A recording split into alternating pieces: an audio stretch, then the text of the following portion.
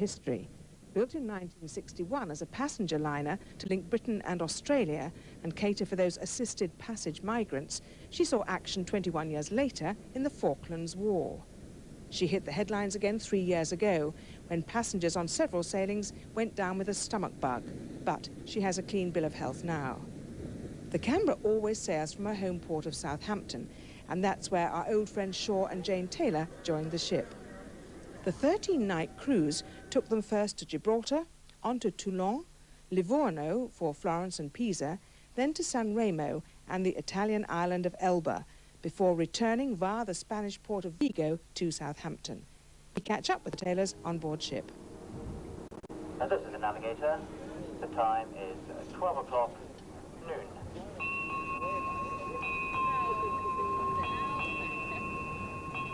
The ritual of a sunshine cruise weaves its magic spell. And a very good afternoon to you, ladies and gentlemen. So this is what cruising is all about, being transported to interesting parts of the world and never having to change hotels.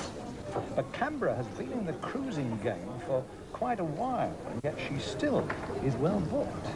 So what are the old girl's secrets? Well, that is what Jane and I have come aboard to find out. Any clues so far, Jane? Well, one of them is friendliness. And I'll tell you something else. Most of the people I've talked to so far have been on Canberra before, and some of them many times. Well, if they keep coming back, it speaks for itself, doesn't it? The Canberra is a very British institution. At 45,000 tons and 13 stories high, she is also one of the larger liners afloat. She carries 1,600 passengers when full. At 22 knots, it takes a couple of days to reach the sunshine of the Mediterranean. The Canberra has the character of what old sea hands like to call a real ship, a traditional style liner, rather than the more bland hotel atmosphere of a modern cruise ship. What they all have in common, though, are the facilities of a small floating town, a kind of high-sea shopping street, with, among other things, a beauty salon, a bank, and a boutique. That's from the back of the Cartier. Mr. Cartier. Up above, there's a wide range of sporting activities. Tuition is available on some cruises. An old favourite, the passenger versus crew cricket match. The Canberra is Britain in search of fun abroad.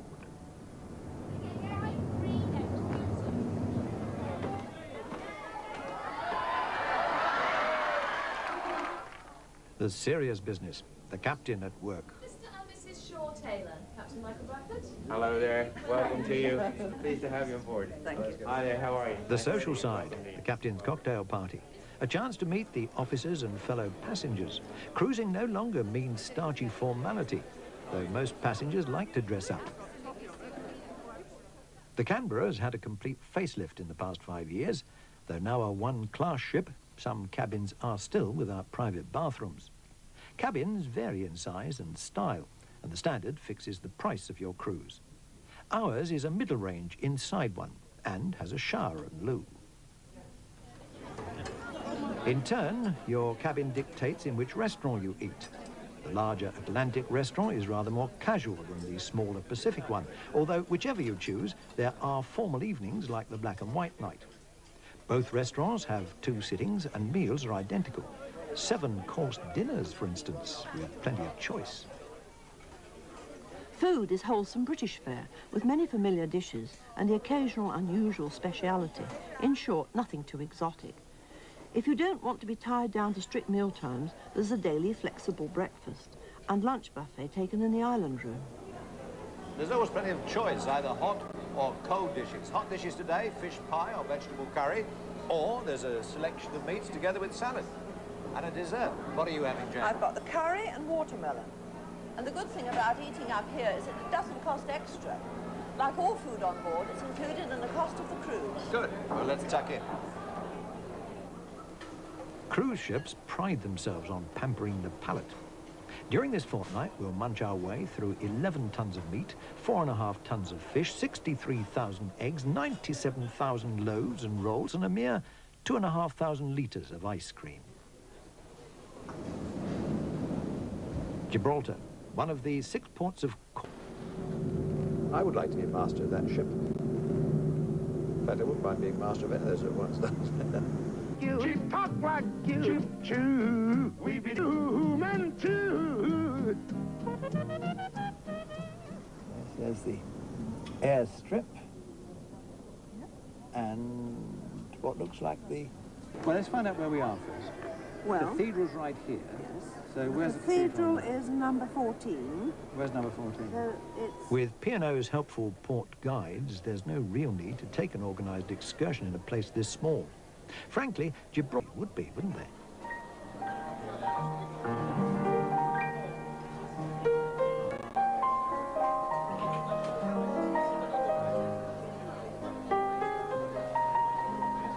The Crow's Nest.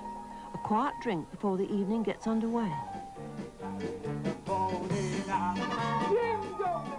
Production numbers from well-known musicals, gala balls or disco hopping, a classical recital or the midnight cabaret. Entertainment is professional and polished, with a staff of 87 ensuring that somewhere there will be something for most tastes. And that's not just an idle brochure claim.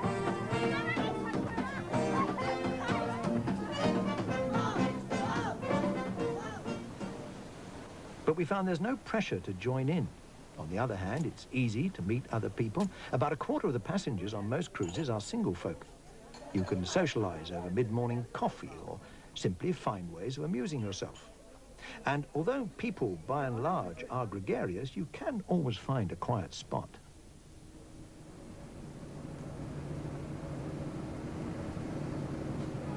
The Canberra is a little bit of Britain abroad. Bars, drinks and cheerful attentive service are high on most holiday lists. A gin and tonic cost us 82 pence last summer, a scotch 70 pence and a pint of lager 85 pence. Cheaper than back at home, and the measures are a bit larger. The key to all the activities on board is contained in this little news sheet, Canberra Today, which comes under your cabin door every day and tells you all the things you can get up to.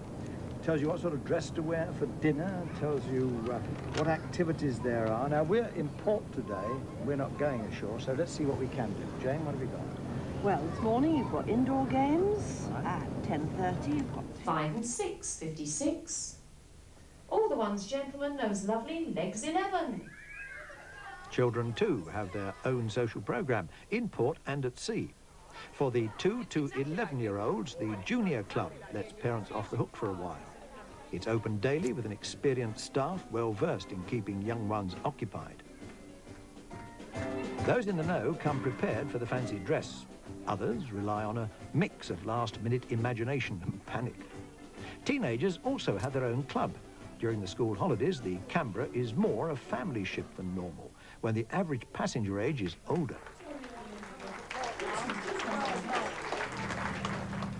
Cruising makes for easy travelling. You can see several countries without the constant hassles of packing and unpacking. The ship's free tender ferries you ashore at Elba. If you took an excursion at each port of call, you could pay £150 or so a person. And we found that when you exchange money into a foreign currency, you get a far better rate ashore than on board ship. Elba rates high on scenery, but low on history. Napoleon came this way, but wasn't banished here. Contrary to popular belief, it was remote as St. Helena. And world events, as well as mass tourism, have passed it by. You can polish off the whole island on a leisurely one-day coach tour. The half-day trip stops at the small resort of Marciana Marina for a spot of local wine tasting. Aleatico is the red, Moscato the white, both sweet.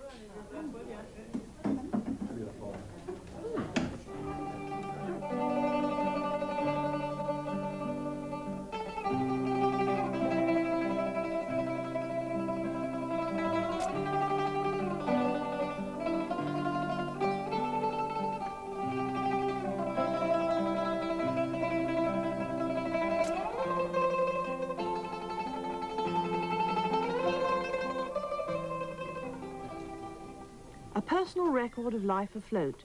During days at sea, you'll find plenty of opportunity to brush up an old skill or try something entirely new. With some 30 things to do a day, the problem is likely to be one of choice. Cruising doesn't have to be an exercise in indulgence. You can tone up both mind and muscle. And lose money, as well as weight. Race night.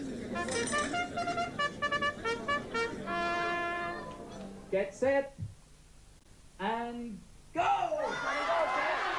The tote is certainly kept busy. But don't forget the final extra, tipping. Around £30 to £35 should cover gratuities to cabin steward, waiters and any other special services. So this is almost it. Vigo disappearing over the horizon, and we're on the last leg of the journey. Across the Bay of Biscay, up the Channel, and then into Southampton. You know, one of the things I really like is leaving from Southampton and then being taken back. I know. None of that hassle of airports and delays, and we've been well looked after. You haven't been overworked, have you? I've been to the laundrette once. But how long can it go on? 30 years Canberra has been cruising successfully. Are her days finished? Well, I can tell you this. There are going to be some sad faces amongst the regulars when eventually she has to go, but I somehow feel it's not going to be for quite a few years yet. Canberra is operating a number of Mediterranean cruises this year, but no two are quite the same. There's one in September that cost from £950 to £3,890 for 14 nights. Depending on which cabin you're in, there are substantial reductions for children. The cabin we showed cost £2,045 on this cruise. The price includes all meals and entertainment. The only extras are excursions, drinks and tips.